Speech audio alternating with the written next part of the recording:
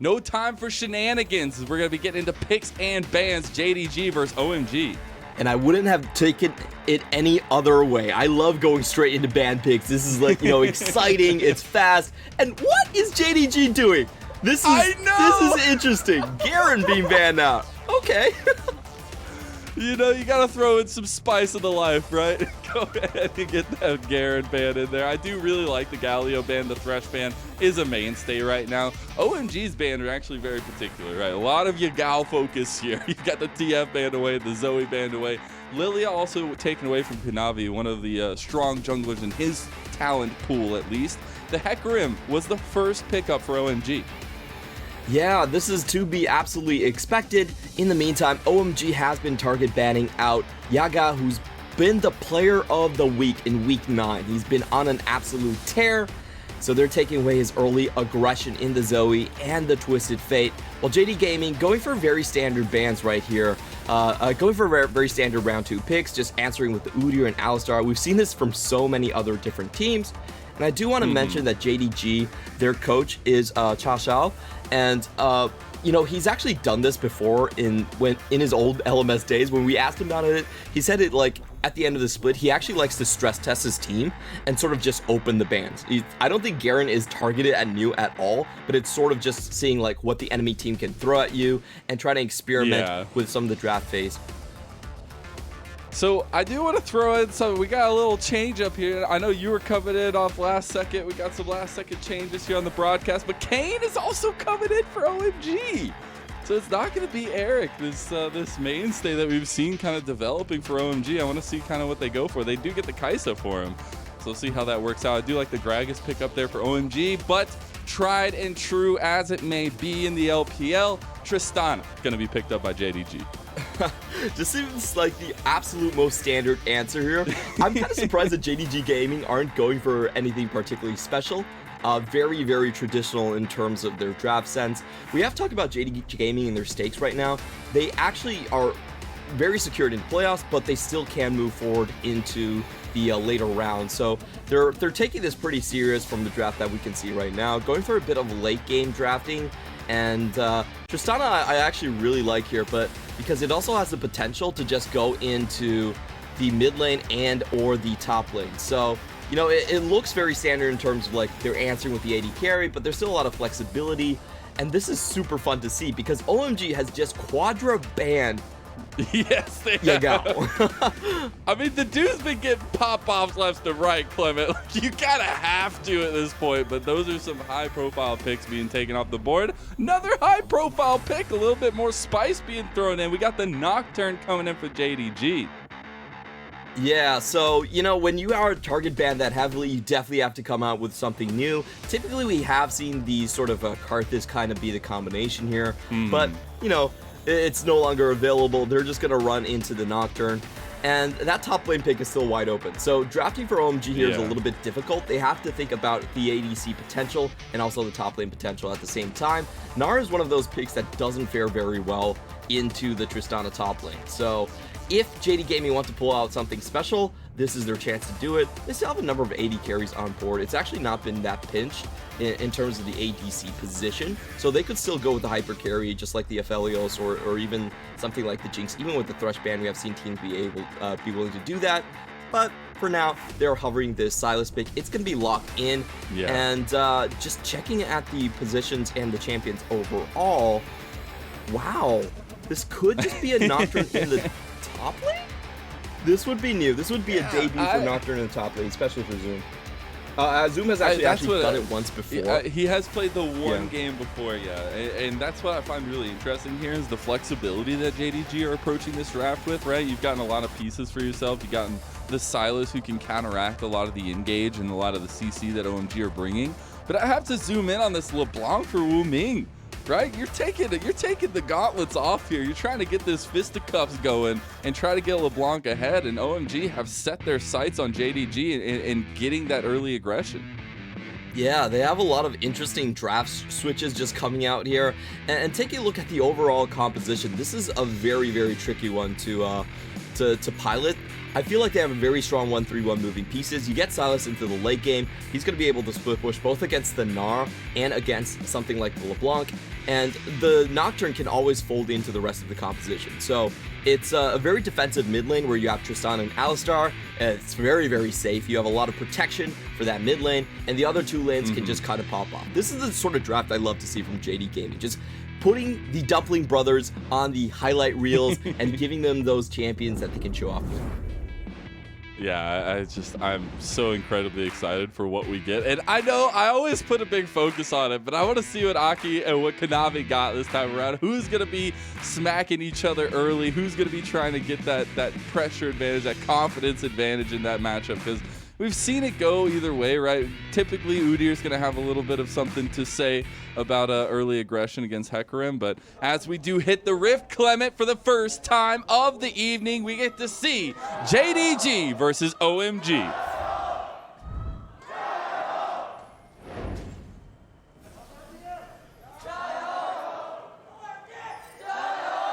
Well, doesn't look like we're going to get any fan cheers here. I was hoping. I was holding out hope. We get to see some fan signs potentially, see a little bit of that cheering going on, maybe emotionally. But yeah, I was really hoping to hear some of those guys. Always gets the energy going. Yeah, it definitely does. And just taking a look at the level ones, I do like this from OMG using the potential threat of the Gragas just making their way, and they're going to have a good spot out on where Kanavi is going to head up into this lane. You typically do think that OMG's bottom lane is going to play pretty aggressive early level 1, so actually getting double wards here is absolutely massive, though the second one will be swept out here. They probably still know about the same pathing. Obviously they have that red buff covered, so they will still suspect this into the bot lane. And I like this idea from JD Gaming. With Alistar plus Tristana, you're not going to win the level 1. You might as well get the leash going. Yeah. And I do think OMG know this.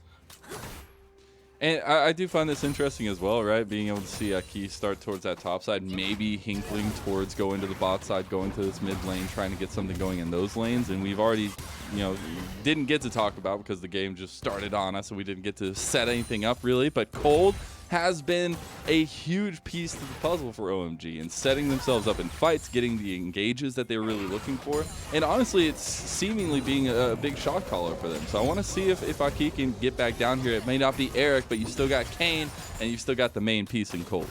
Yeah, Kane coming over from their LDL team, I believe. We took a look at his stats, mainly Kaisa and Ezreal. Those were his go-to picks. So we're seeing a lot of aggressive champions that sort of dive in with their abilities later on into the game.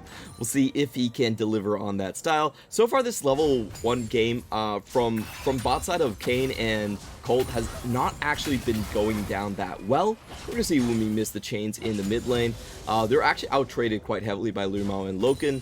But, they still get to level 2. We'll see if they're actually punished on that one. Usually you do expect the trades to go a little bit better than it did in the bottom side, but they did get the body slam onto Tristana level 1. Especially trying to get the damage down onto LvMao on the Alistar with the plasma stacks early on. I feel like you can do so much where Alistar's kind of a little slower to get away from those engagements, but as you said, not necessarily going the exact way you'd want it to, but as you see, they're getting a little bit of priority in that lane now. Maybe not exactly what IQ wanted. Maybe he was looking down to the bot side, but it will just be the trade of scuttles for the junglers. And Kanavi making the first move at top lane. Nude does not have Mega Gnar right now, and he's going to get stunned up. That's going to be the flashes coming out of plenty, but it's got to be Zoom that's going to get the first kill.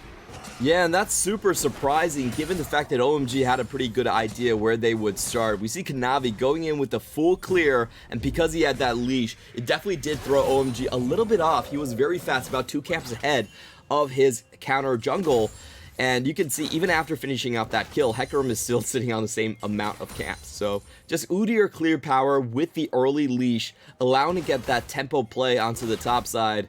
And that's one of the things about Nocturne that allows him to be played top lane. It's just the clear. It's so damn fast. We have the blades, the Q ability, going down to 9 seconds on the cooldown. That was the changes from the earlier patches, and it really allows him to just push with complete disregard, especially against someone like Gnar early. And I love that you talked a little bit about tempo, because what I found with Udyrs, right, if you do get a little bit of that tempo, that bear stance does you an awful lot of good. And yes, you may be facing a horseman who has 4 legs, but in a lot of cases, that does not matter. We've seen Udyrs be able to just manhandle jungle matchups over and over again if you can get that lead. And yes, he didn't get the early gold, but if you're setting up your team, you're getting that priority in the lanes, you're trying to get some of that gold ahead in these solo lanes especially, that just gives you everything to work with. Yeah, I will say it did look like he actually missed the first instance of bear stance going in early onto that dive, so it was a little bit dicey. He had to flash out for it, but it still works up in the end. And honestly, we haven't had a response from Aki whatsoever as we're going in. Yeah, LvMao getting very, very low in the damage. He's going to have Aki coming down here as well. LvMao is just going to get devastating charge to death, and that is OMG responding, Clement. Yeah, just a really strong engage coming in from Cold. They're actually doing it over the minion wave, and they're willing to go that deep because they know their jungler is on this side of the map. We saw JD Gaming desperately trying to reset, but unable to do it in the very end. They get punished for that 1 kill. But taking a look at Loken, you know, he still holds on to his flash. He's going to be fine in this defensive lane for now. Just a little bit of a snowball start for OMG. On the meantime, I'm sorry, buddy, but you got someone waiting for you up there. Yes. It's not the welcome party that you typically want to have. It's not exactly. Although I do like this, right? He's playing it calmly. He's playing it tempered. He's not going up, not forcing into the lane. Although he's going to get very far behind in this instance. Maybe he gets a little help from Cold, as you see he's roaming up this way. I was interested, though, because I thought that maybe Aki was going to go for an early dragon as they had the priority in bot lane. They had just killed LvMao. They don't go for it, though. So that sets up Kanavi for potentially taking a dragon, as we do see some skirmishing going to happen here, as Aki decided to take my word for it, even though he has no teammates here, and started up the dragon all by himself. He is definitely gonna die as Kanavi gets that kill, and now on top of it all, the cherry, if you will be the dragon for JDG. That's a gimme from JD Gaming. Unfortunate from Aki. I think he went back because his bottom lane wanted that instant reset, so he thought that he could sneak that away by himself. Wasn't really the case. Yagao also having full priority in lane. He just gets left there to die. So right now, this is where the fireworks are really going to start, because JD Gaming have full vision control. They have that TP plus paranoia on the bottoms, on top lane, which means that if Zoom wants to come in onto this bottom side, there will be no response from New. No one will be able to follow up. They don't even really have the TPs in the first place, but Aki coming in first. Oh, the onslaught of shadows off screen by Aki onto Yagao. That will be the kill given over. So even though, you know, giving over that dragon, Aki has done really well at getting something back every time.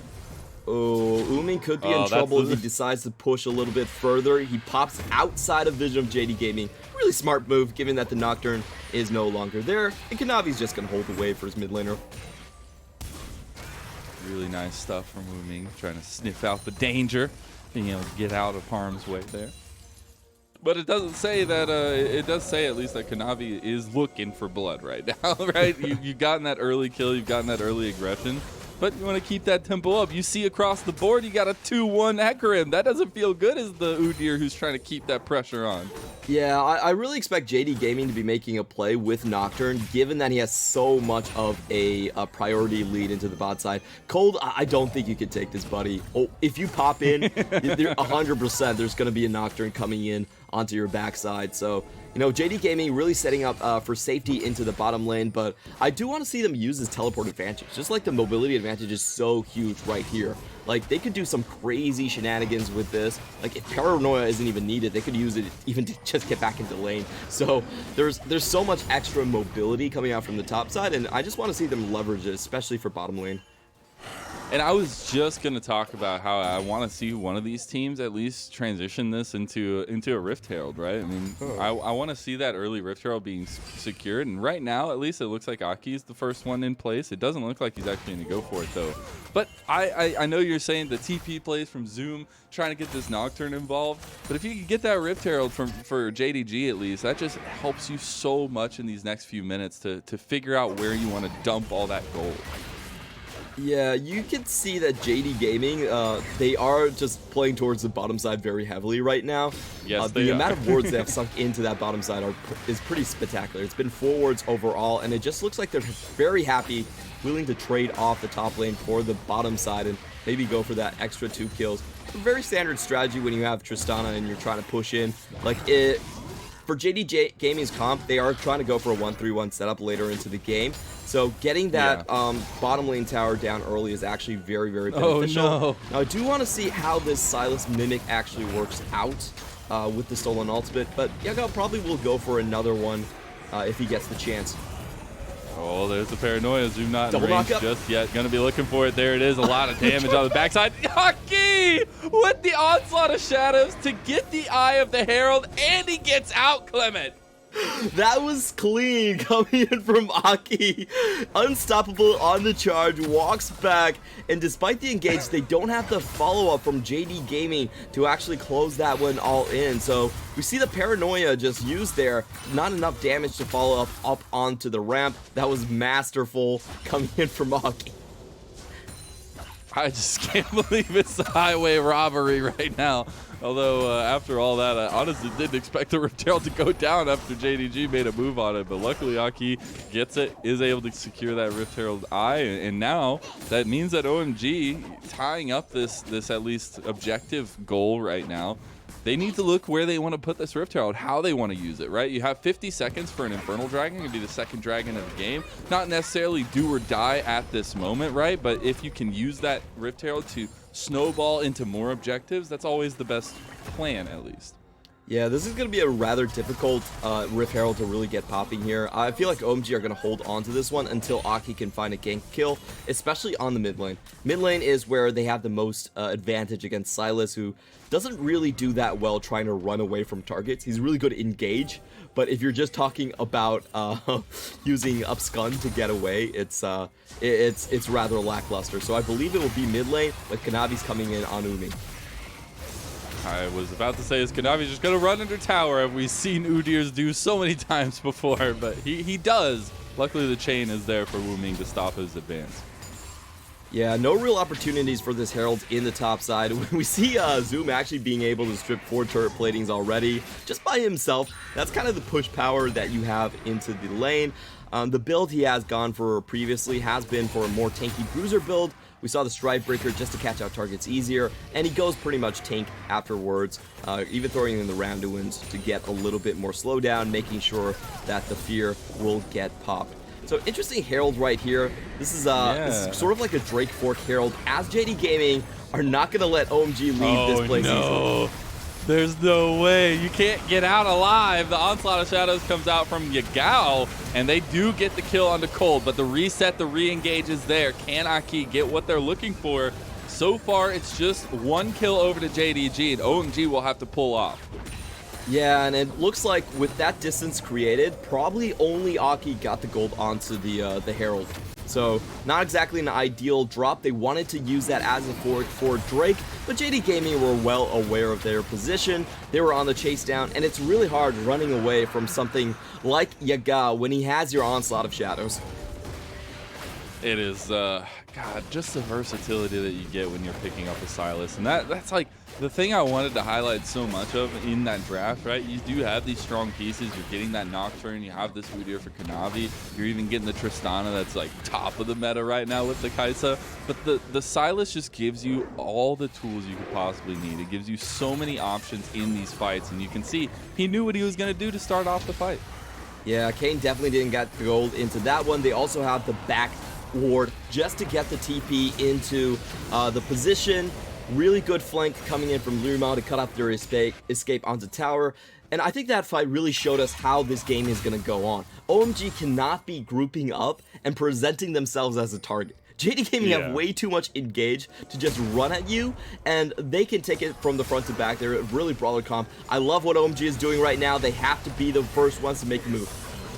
Yeah, there's no way that Loken gets out of there alive. Absolutely. The Killer Instinct came in. The ghosting hecarim from the side as well. And that will be another trade kill back. And 3 kills now on the hecarim, Clement. This is huge. if you can get it to be in a prominent spot, right? You're still typically going for that tankier hecarim build, but you're getting gold on the Kayn, you're getting attention down here on the bot side, and that's been a big success for OMG.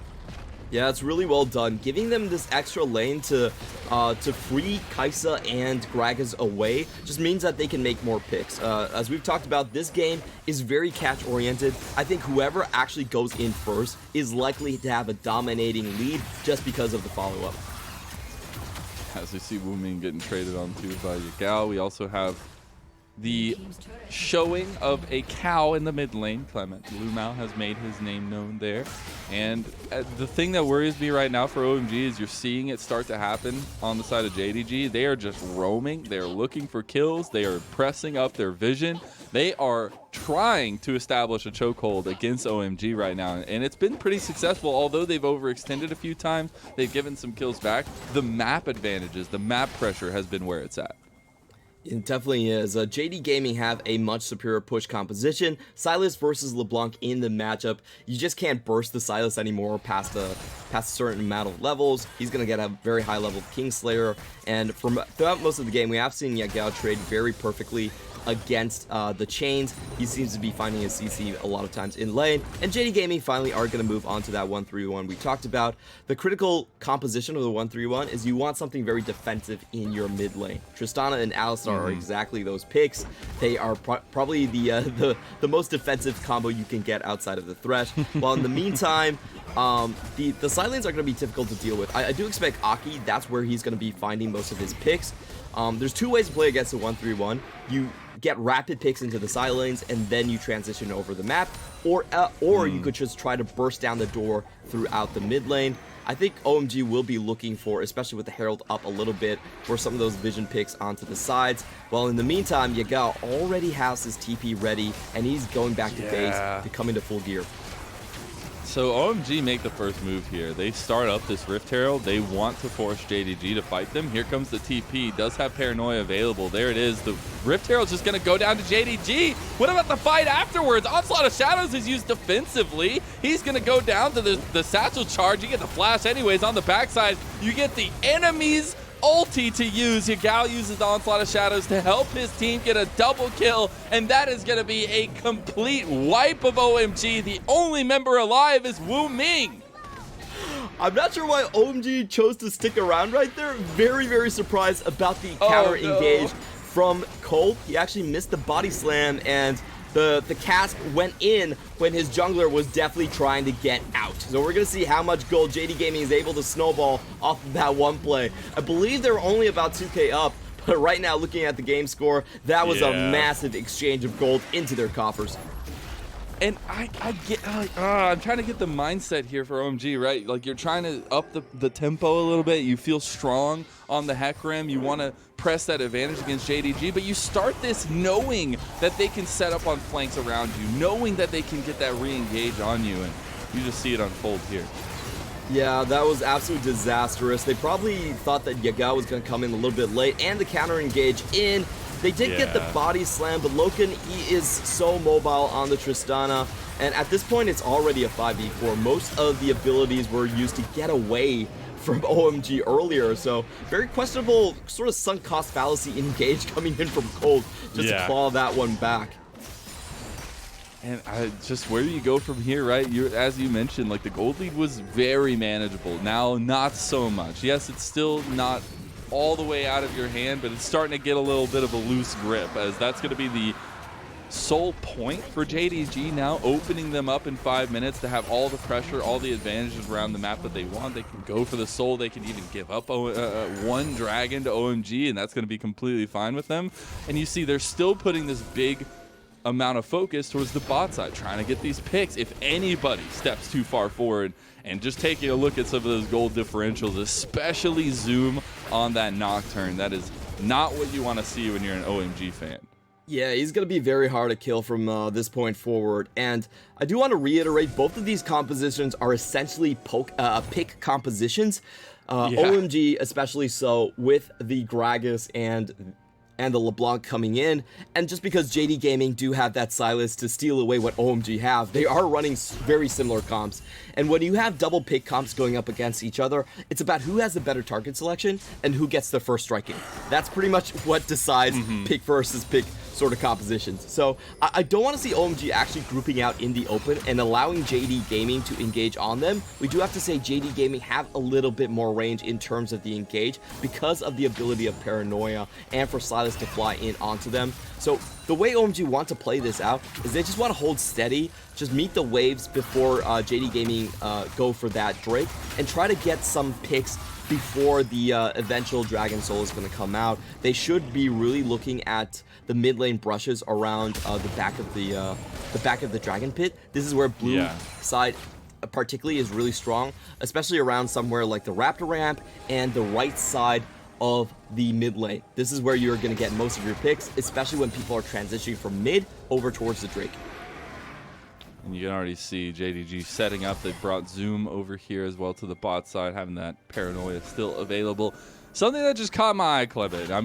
You know, the state of the game is what it is. You've got a really strong lead right now for JDG, but we mentioned a little bit about how this jungle matchup can go, how it can dictate a lot of the early game, how it can dictate the pace of the game. And I felt like Aki was doing really good at getting responses, getting kills here or there. The thing that has not been good has been the CS differential. You've got about a 70 CS lead right now for Kanavi. And on top of everything else, it's just so much to deal with. Yeah, that's absolutely massive in the difference, and a large part of it right now is because his laners are actually taking away his camps. You could tell that we just saw Kane dip into the blue side, try to get their items up. This is what happens when your jungler is behind and the map is completely collapsed. Wuming's going in, but Sylas waiting on the sides for this one. Kanavi is so takey at this point, he doesn't even care. He popped the chem tank here, Wuming having to use the Everfrost to make sure they don't follow it up. Had called the guard as well, who were coming up behind him, but luckily JDG do not overextend themselves this time around. And Wuming just going to be able to have a little bit of life to give right now, but a lot of focus from OMG on this mid lane, trying not to let this tier 2 tower fall.